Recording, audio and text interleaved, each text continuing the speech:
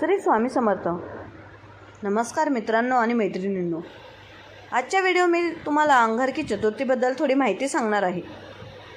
अंगारकी चतुर्थी म्हणजे काय, अंगारकी चतुर्थीचा उपवास कसा करायचा किंवा उपवास सोडताना काय काय खायचं आणि काय खायचं नाही ते आपण बघूयात.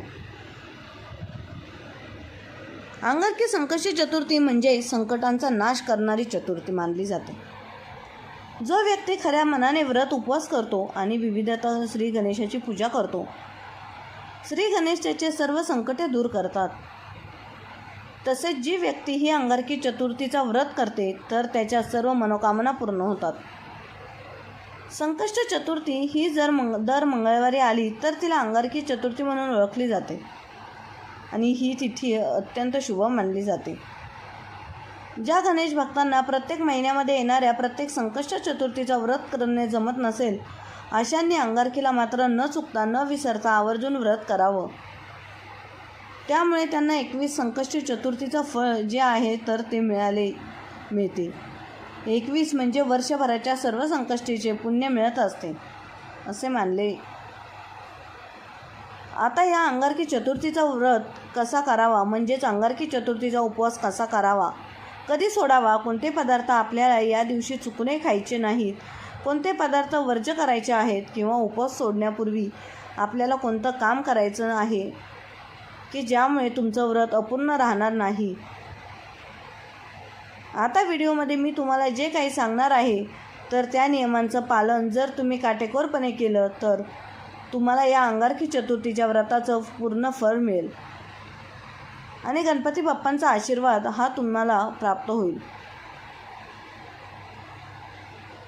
तर या दिवशी कोणते पदार्थ खायचे नाहीत, कोणत्या नियमांचे पालन करायचं याबद्दलची संपूर्ण माहिती या व्हिडिओमध्ये मी तुमच्यासोबत शेअर करणार आहे. त्यामुळे तुम्ही हा व्हिडिओ स्किप न करता शेवटपर्यंत नक्की बघा. चॅनलवरती नवीन असाल तर सबस्क्राईब करा आणि असेच माहितीपूर्व नवनवीन व्हिडिओ पाहण्यासाठी बेल आयकॉनला एक प्रेस करा आणि कमेंट बॉक्समध्ये ओम गणपते नमः नक्की लिहा, जेणेकरून गणपती बाप्पांचा आशीर्वाद हा तुमच्यावर आणि तुमच्या कुटुंबावर कायम राहील.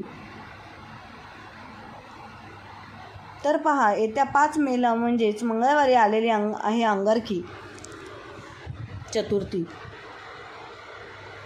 ही चतुर्थी मंगळवारी 5 मे रोजी पहाटे 5 वाजून 24 मिनिटांनी सुरू होणार आहे आणि ही तिथी 6 मे 2026 रोजी सकाळी 7 वाजून 51 मिनिटांनी समाप्त होणार आहे. म्हणून अंगारकी चतुर्थीचा उपवास आणि पूजा उदय तिथीनुसार करायचा आहे. अंगारकी चतुर्थीचं व्रत हे खूप जास्त प्रभावशाली मानलं जातं. ज्यांना कोणाला दर महिन्याची संकष्टी चतुर्थी धरायची असेल तर त्यांनी या दिवसापासून म्हणजेच अंगारकी चतुर्थीपासून तुम्ही धरू शकता. आता आपण पाहणार आहे की अंगारकी चतुर्थीचा उपवास कसा करायचा. तर पहा, अंगारकी चतुर्थीच्या दिवशी तुम्ही पूर्ण दिवसभर उपवास करायचा आहे. मात्र या दिवशी सकाळी लवकर उठून स्वच्छ आंघोळ करून स्वच्छ कपडे परिधान करावे. या दिवशी चुकूनही या रंगाचे कपडे तुम्हाला परिधान करायचे नाहीत. त्यानंतर भगवान श्री गणेशाची पूजा करायची आहे, व्रताला सुरुवात करायची आहे आणि या दिवशी तुम्ही व्रत करणार आहे म्हटल्यावरती केस वगैरे धुवू शकता. या दिवशी आपल्याला दिवसभर उपवास करायचा आहे. दिवसभरामध्ये तुम्ही पाणी, दूध, फळे, फळांचा ज्यूस, त्याचबरोबर साबुदाणा किंवा रताळी वरई ज्याला बऱ्याच ठिकाणी भगरसुद्धा म्हटले जाते, तर हे देखील तुम्ही उपवासाच्या पदार्थामध्ये खाऊ शकता. आता जे काही तुम्ही उपवासाचे पदार्थ बनवणार आहे तर त्यामध्ये शक्यतो सेंधव मिठाचा वापर करावा, कारण उपवासाच्या दिवसात शरीराला सोडियमची गरज ही खूप जास्त असते आणि जी सेंधव मिठामुळे पाणी पूर्ण होते. त्यामुळे तुम्ही कोणतेही उपवासाचे पदार्थ बनवताना त्यामध्ये शक्यतो समुद्री मीठ न वापरता सेंधव मिठाचा वापर करा.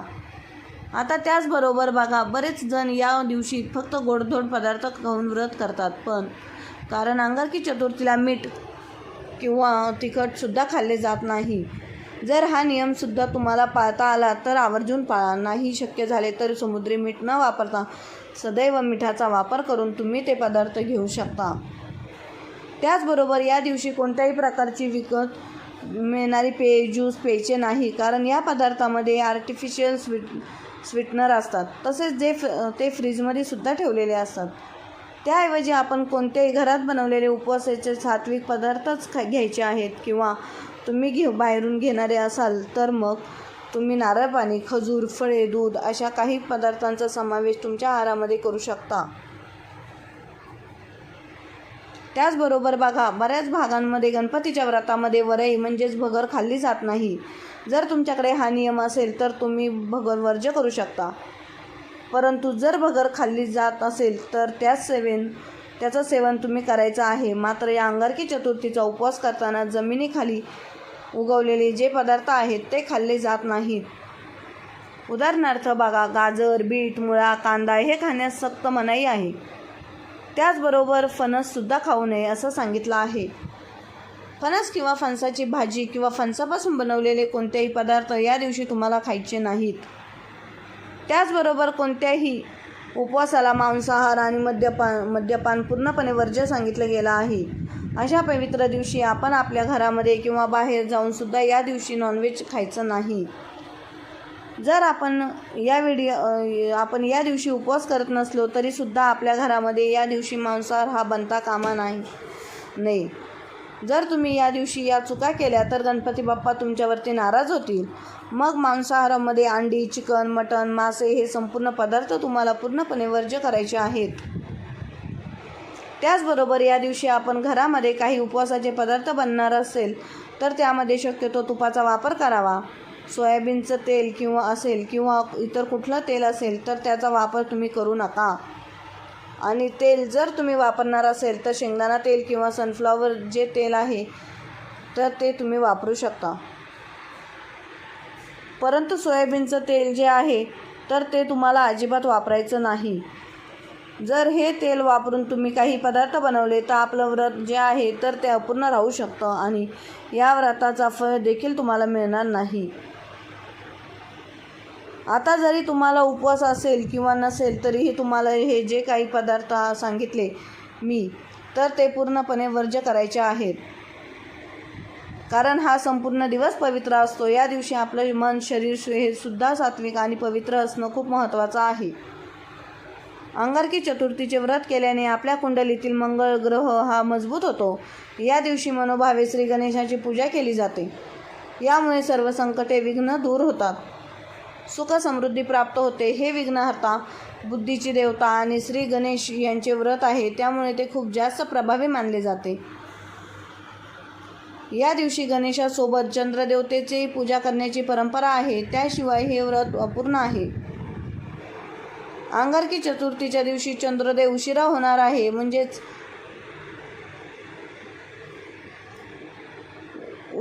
आहे, आणि त्याचवेळी आपल्याला चंद्राची पूजा करायची आहे. यानंतर श्री गणेशाची पूजा करून आरती करून मगच आपल्याला उपवास सोडायचा आहे.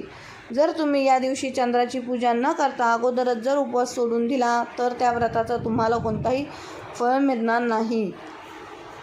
त्याच्या पूजेशिवाय हे व्रत अपूर्ण मानले जाते. चंद्रोदयाची वेळ तुम्हाला पाहून घ्यायची आहे, कारण प्रत्येक शहरानुसार चंद्रोदयाची वेळ आहे तर ती मागे पुढे राहू शकते. त्यामुळे तुमच्याकडे जे पण कॅलेंडर आहे तर ते तिथे तुम्हाला चंद्रोदयाची वेळ पाहून घ्यायची आहे. यानंतर तुम्हाला चंद्राची पूजा करायची आहे. अगोदर तुम्हाला चंद्राला जल अर्पण करायचं आहे. हळदी कुंकू, अक्षदा, फुले व्हायची आहेत.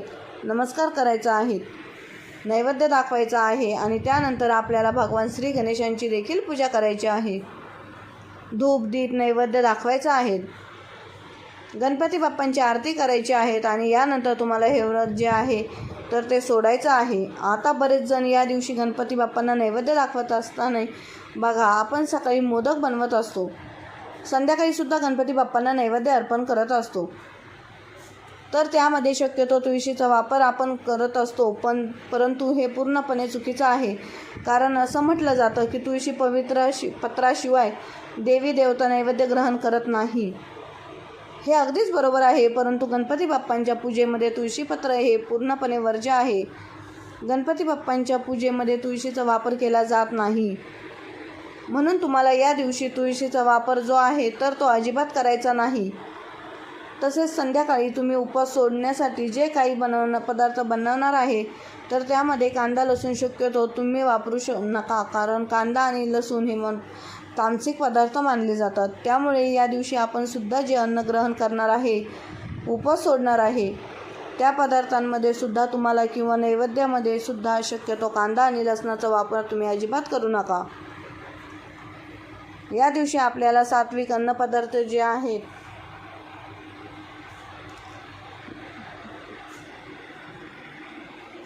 तर ते खायचे आहेत. जसे की वरण भात, तूप, भाजी, चपाती अशा प्रकारचे अन्न तुम्ही ग्रहण करू शकता.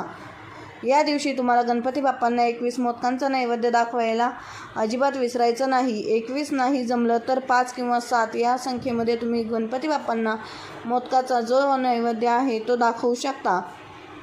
यामुळे गणपती बाप्पा तुमच्यावरती प्रसन्न होतात आणि तुम्हाला शुभ आशीर्वाद देतात. कारण गणपती बाप्पांना मोदक हे अत्यंत प्रिय आहेत. आता जर तुम्हाला या दिवशी चंद्र हा दिसलाच नाही तर पावसाचं वातावरण झालं तर अशा वेळी चंद्र हा दिसतही नाही तर अशा वेळी काय करायचे, चंद्रोदयाची जी काही वेळ आहे ना ती वेळ पाहून घ्यायची आणि त्या वेळेमध्ये तुम्हाला चंद्राची पूजा करायची आहे. असे केल्याने सुद्धा तुम्हाला या व्रताचं फळ जे आहे तर ते मिळत असते आणि आपल्या सर्व इच्छा मनोकामना पूर्ण होतात. त्याचबरोबर या दिवशी तुम्हाला शक्य झाले तर आवर्जून गणपती बाप्पांच्या मंदिरामध्ये दर्शन करायला जायचं आहे. जरी तुम्ही घरी गणपती बाप्पांची पूजा करणार असेल, गणपती बाप्पांची मूर्ती, फोटो तुमच्या घरामध्ये आहे, तरीही तुम्हाला मंदिरामध्ये जायचं आहे. कारण मंदिरामध्ये ज्या काही सात्विक लहरी असतात, ज्या काही सकारात्मक लहरी असतात, जे काही गणेश तत्व असतं तर ते खूप जास्त प्रमाणामध्ये जागृत असतं. कारण तिथे येणारा प्रत्येक व्यक्ती हा भक्तिभावाने, श्रद्धेने येत असतो आणि आपल्या घरामध्ये शुद्ध आपण पूजा करतो.